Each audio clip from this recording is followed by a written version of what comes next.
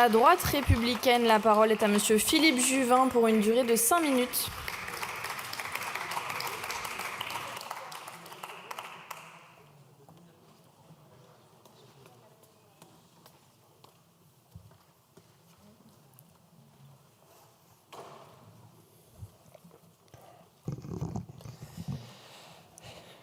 Madame la Présidente, Messieurs les ministres, mes chers collègues, voici donc l'heure des choix pour les finances publiques. Que s'est-il passé ? Il s'est passé que depuis des années, la France vit à crédit, paye ses fonctionnaires à crédit, paye ses retraites à crédit, paye ses investissements à crédit. Et à l'intention des érotomanes de la taxe et de l'impôt, qui sont trop nombreux, je veux dire cela, si nous avons aujourd'hui 3 200 milliards de dettes, ce n'est pas parce que nous n'avons pas assez taxé. Si nous avons 3 200 milliards de dettes, c'est parce que tout simplement nous avons trop dépensé. Rétablir les finances publiques en dépensant moins doit maintenant être notre principale préoccupation. Dépenser moins le matin, dépenser moins à midi, dépenser moins le soir. Car où est votre souveraineté quand le couteau sous la gorge, ce sont vos prêteurs qui vous dictent de lever l'impôt.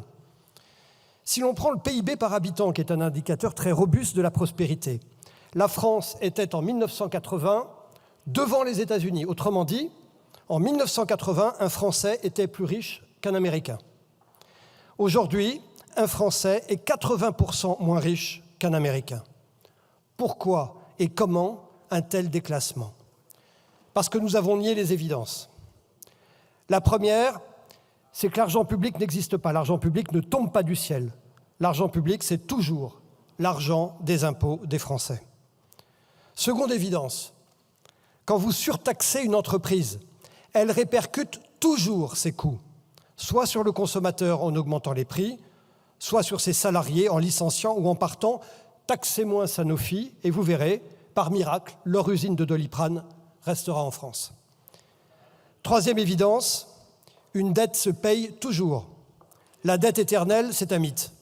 Et les choses sont en réalité très simples. Si vous ne remboursez pas, on ne vous prête plus. Quatrième évidence, nous dépensons trop et nous dépensons mal. N'importe qui ici, dans cet hémicycle, avec un tel déficit sur son compte personnel, trouverait immédiatement comment diminuer ses dépenses. Vous voulez des dépenses d'économie ? Eh bien, regardez le chômage. Nous dépensons 3 fois plus que l'Italie, alors que nous avons le même taux de chômage. La ville de Paris, elle a plus de fonctionnaires que toutes les institutions de l'Union européenne dans tous les pays de l'Union réunis. On jette l'argent des Français par la fenêtre et on s'étonne que nos services publics manquent de moyens. La gabegie partout, le sérieux nulle part et à la fin, la paupérisation pour tous.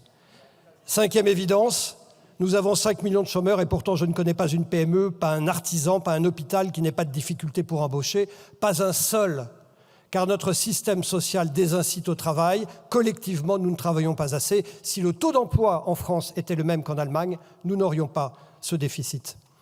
Alors maintenant, on parle d'augmenter les impôts, je cite, à titre temporaire et de façon ciblée.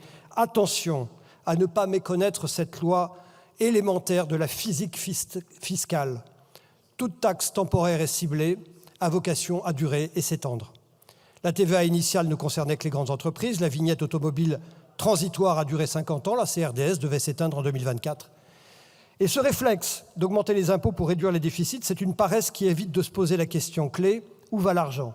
Et qui ignore que dans une France déjà championne du monde des impôts, tout nouveau prélèvement peut détruire des emplois et nourrir le ras-le-bol social. Pourrait-on ne pas augmenter la fiscalité ? Regardez nos voisins. Ils ont réduit les dépenses publiques, ils les ont rendues plus efficaces, débureaucratisées, libéré les collectivités territoriales, lutter contre les fraudes, réformer les retraites, adopter une règle d'or, augmenter la productivité, et certains se sont dotés de fonds souverains. À ces mesures, ajoutons une vigoureuse réduction du train de vie de l'État, par exemple la suppression de multiples organismes coûteux, des machins peu efficaces ou en doublon, quand ils ne sont pas aussi des rentes pour les recasés de la République. Monsieur le ministre, je n'invente rien, j'ouvre les yeux et je vois, en particulier nos voisins, que recommandent les députés républicains après la crise d'épilepsie fiscale qui s'est passée dans la Commission des finances la semaine dernière. Dépenser moins, dépenser mieux, travailler plus, simplifier, décentraliser et dire la vérité aux Français. En réalité, pour contrôler le budget, c'est très simple. Il faut apprendre à dire non. Gouverner, ce n'est pas distribuer sans fin de l'argent public, c'est faire des choix et des économies. Pour cela, Monsieur le ministre, nous serons à vos côtés, mais cela commence aujourd'hui. Merci beaucoup. Merci beaucoup. Pour le groupe écologiste et social, la parole